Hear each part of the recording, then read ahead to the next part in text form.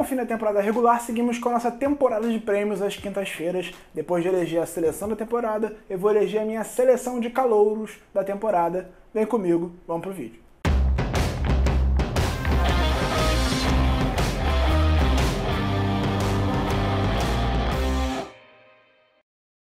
Antes de eleger meus melhores novatos do QB ao Free Safety, você vai se inscrever aqui embaixo no canal, clicar nesse botãozinho vermelho aqui e ativar o sininho para não perder nenhum conteúdo que a gente vai produzir ao longo da temporada. Eu prometo para você que vale a pena. Terça-feira passada a gente teve o resumão do Wildcard e já projetando como será a rodada divisional dos playoffs, que vai ser esse final de semana. E agora eu vou eleger para você os melhores calouros da temporada. A gente está fazendo um especial às quintas-feiras, trazendo os melhores jogadores da temporada, as premiações e tudo isso. E depois já é quase Super Bowl, amigo. Tá acabando a temporada, depois é só em setembro, mas eu prometo que vai ter conteúdo ao longo de todo o ano, trazendo especiais, trazendo informações, análise de draft. Então fica comigo, vem aqui, se inscreve no canal, ativa o sininho e espalha a palavra, ajuda o canal a crescer. Quanto mais inscritos a gente tiver, melhores os conteúdos que a gente vai produzir, eu prometo pra você. Vamos lá.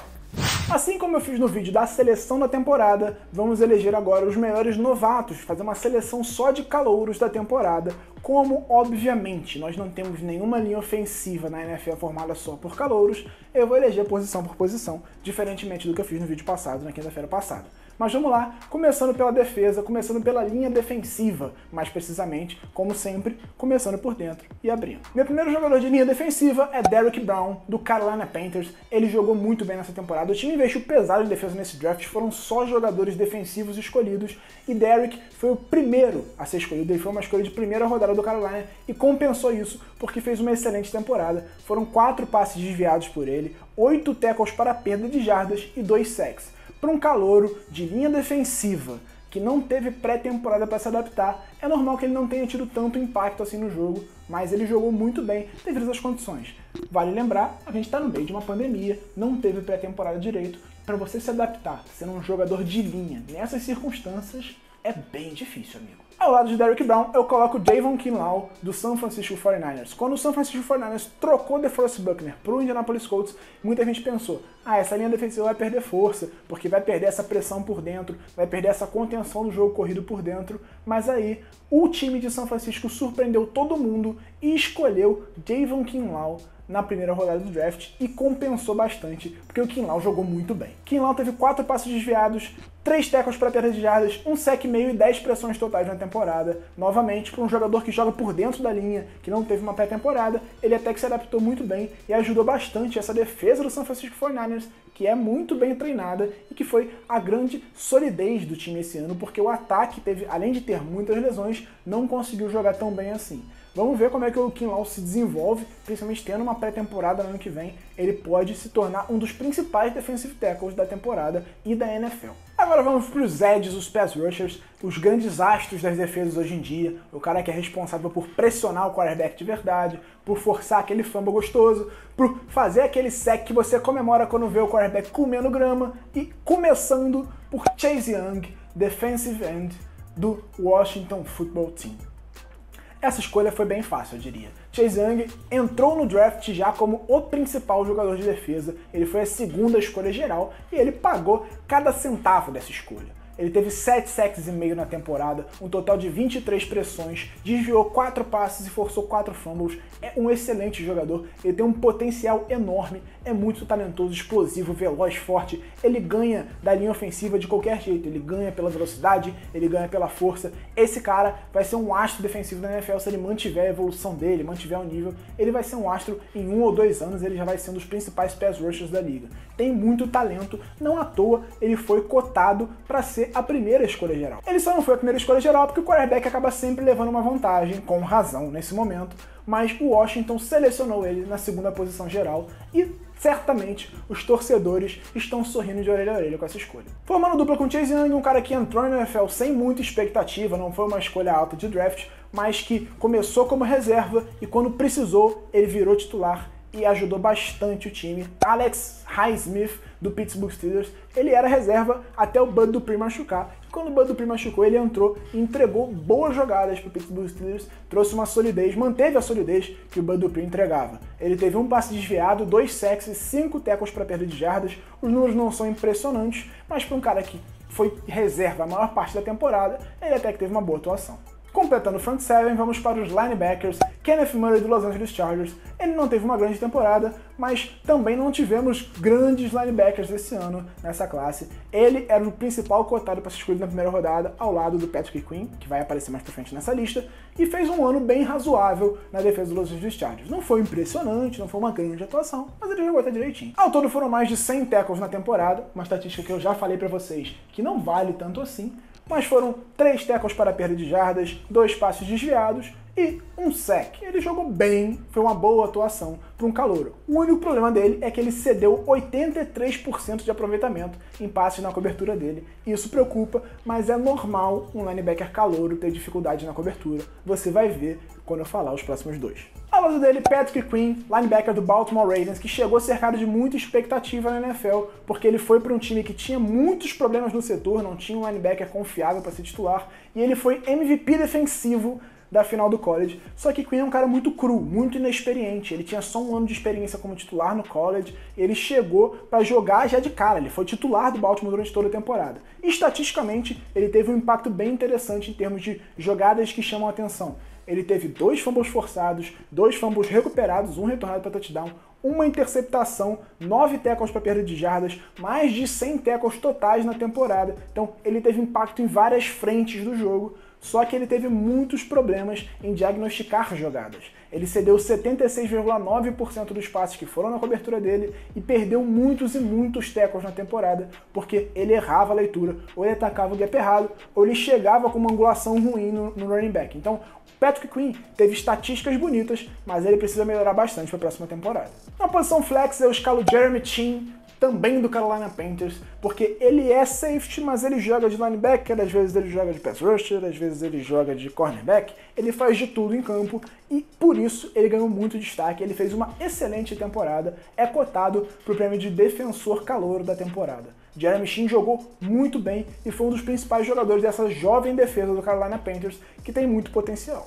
Ao todo ele desviou 5 passes, forçou 2 fumbles, teve 2 touchdowns de retorno e teve um impacto muito interessante na defesa, mas ele cedeu 73% de passes completos na cobertura dele. Para um safety, isso é um pouco preocupante, mas como ele jogou muito de linebacker e de fato ele é um calouro, cobrir o meio do campo para calouro é uma certa dificuldade, a gente dá um desconto, ele jogou bem e está muito bem nessa defesa do Carolina Panthers. Agora abrindo o campo lateralmente, vamos começar com L'Jarius Smith, cornerback do Kansas City Chiefs. Eu acho que é assim que fala o nome dele, eu espero que seja, né?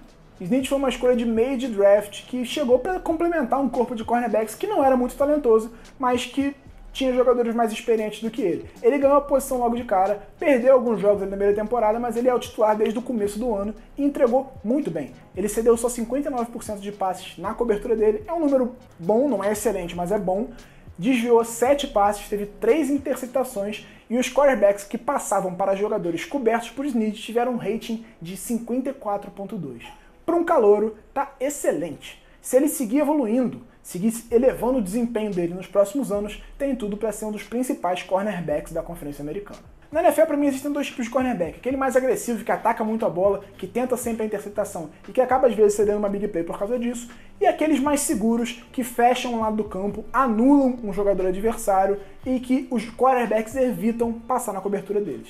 Jaylon Johnson, do Chicago Bears, é um cara desse tipo. Ele teve 56% de passes completos na cobertura dele, desviou 15 passes na temporada. Mas ele cedeu um rating relativamente grande para os adversários porque ele não teve muitas interceptações. Ele é, para mim, no futuro, ele pode vir a ser um cornerback que fecha um lado do campo e que nenhum QB quer passar ali, porque não consegue passar. Ele desvia os passes, ele força passes incompletos, mas ele não é aquele cara tão agressivo para atacar a bola e conseguir interceptações. Ainda assim, fez uma excelente temporada com o Chicago Bears e tem tudo para ser um cornerback de muito futuro na NFL. Para fechar nossa defesa, vamos para os 2 safeties, começando por Antoine Winfield Jr., do Tampa Bay Buccaneers. Teve uma interceptação na temporada, 6 passes desviados, 3 sacks e 2 fumbles forçados. É um jogador que até boa parte da temporada teve cotado também para o prêmio de defensor calouro da temporada. Ele tem muito talento e ajudou demais na evolução dessa defesa do Tampa Bay Buccaneers.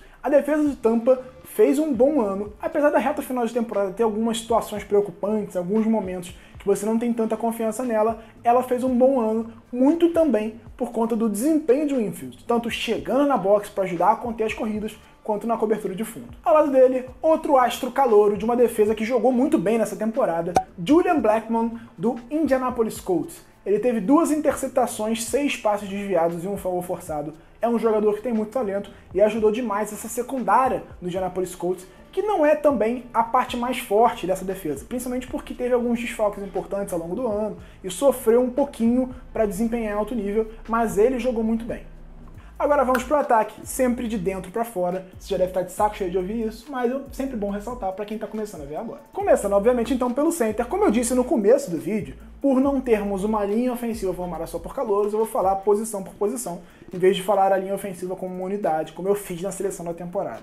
O meu center dessa temporada é Lloyd Cushenberry, do Denver Broncos. Aí você vai me falar, mas o Cushenberry não jogou muito bem. De fato, ele não jogou muito bem, mas é aquilo que eu falo e que eu falei já para a linha defensiva e falo também para a linha ofensiva. Não teve pré-temporada, não teve como ele se adaptar à NFL. Para um jogador de linha se adaptar à NFL é mais complicado naturalmente nessas circunstâncias, então a tendência é que o cara sofra demais mesmo para jogar. Até por isso não tivemos centers de muito impacto na temporada. O Cushenberry foi quem mais jogou, ele teve mais de 1000 snaps no ano, e também o Baya Daz, do Dallas Cowboys, que é a menção honrosa que eu faço aqui, mas ele jogou bem menos do que o Cushenberry, e aí eu acho injusto avaliar o Baya Daz como um cara melhor do que o Cushenberry, sendo que ele teve uma amostragem bem menor. Agora vamos para os guards. Eu não fiz o melhor left guard, o melhor right guard, porque eu acho que é uma coisa muito específica. Eu escolhi os 2 melhores guards da temporada, até porque a gente tem poucas opções de calouro de linha ofensiva, justamente por conta das condições da temporada.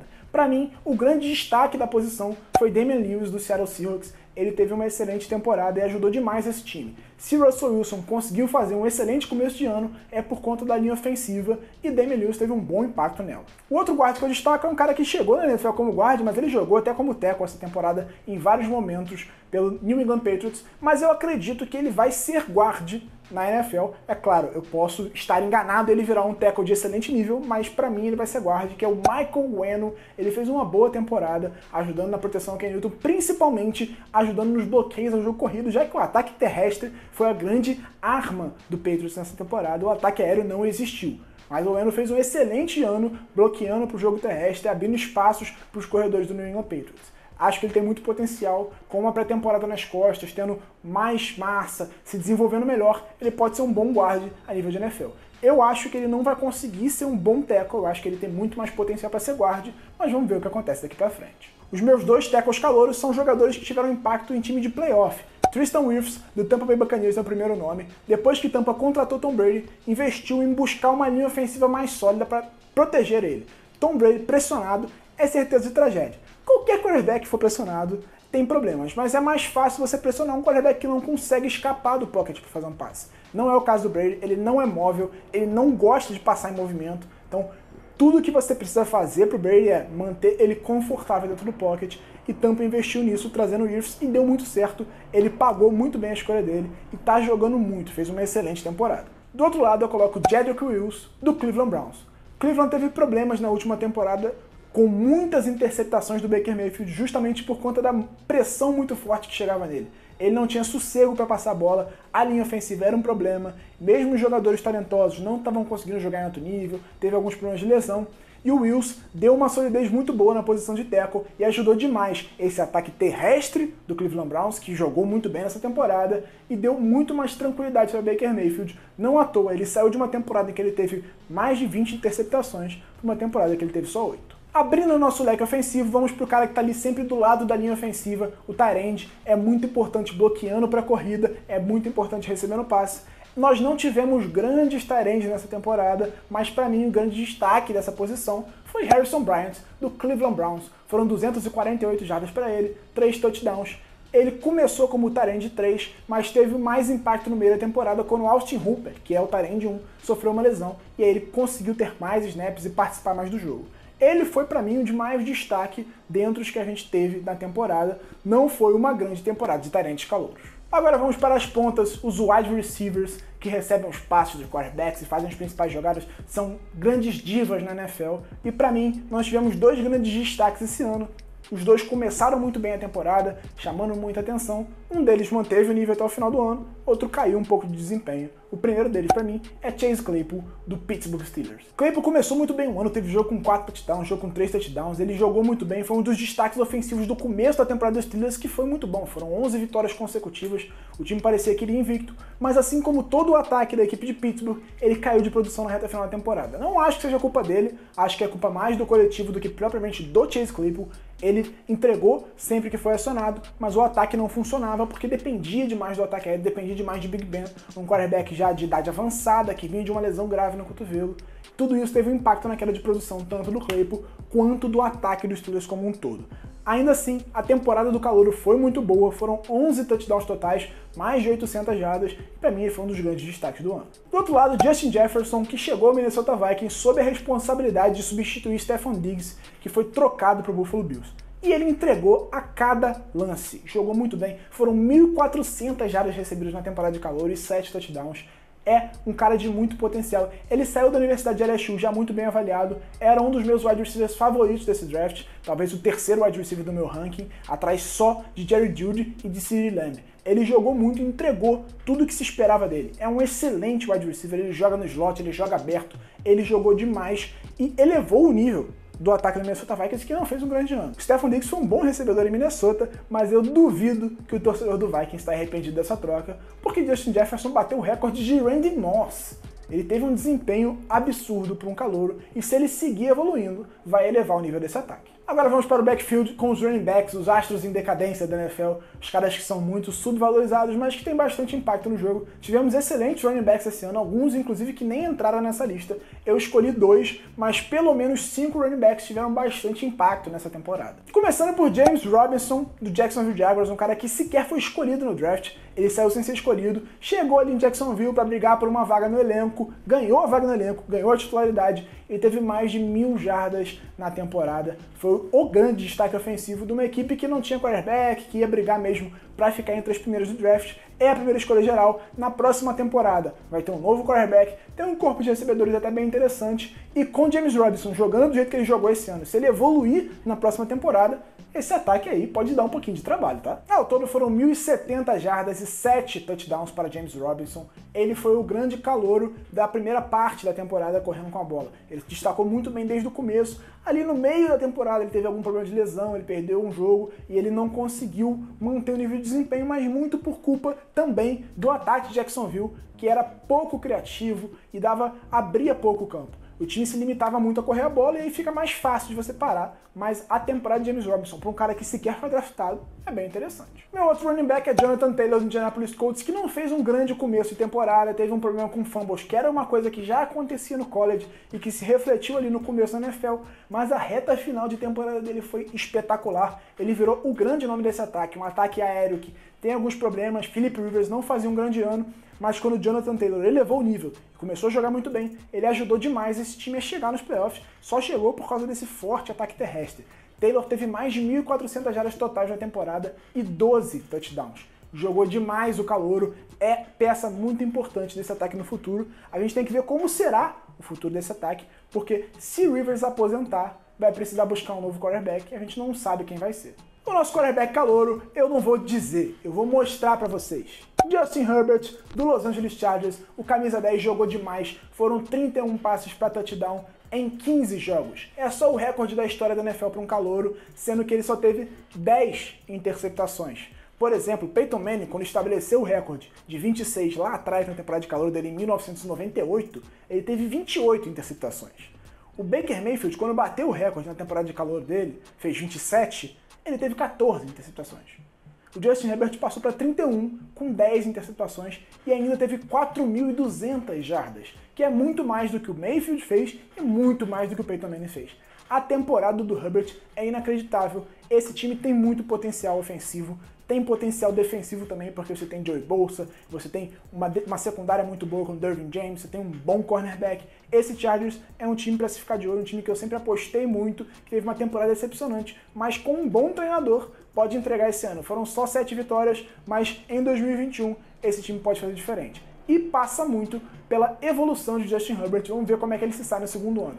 O segundo ano na NFL é sempre crucial para qualquer jogador. Ele precisa dar um salto de evolução. As defesas já conhecem melhor ele, já sabem melhor como parar ele, e aí no segundo ano é que ele tem um pouco mais de dificuldade. Vamos ver como é que Justin Herbert se sai na próxima temporada. Essa é a minha seleção de calouros, eu quero saber a sua. Vai aqui embaixo nos comentários e diz o que você acha, quem você concorda, quem você discorda, quem tá faltando na minha lista, se eu devia usar uma formação diferente. Então, opina pra mim, diz o que você acha, eu quero saber a sua opinião. Ajuda a espalhar a palavra e, obviamente, não se esquece de se inscrever aqui embaixo no canal.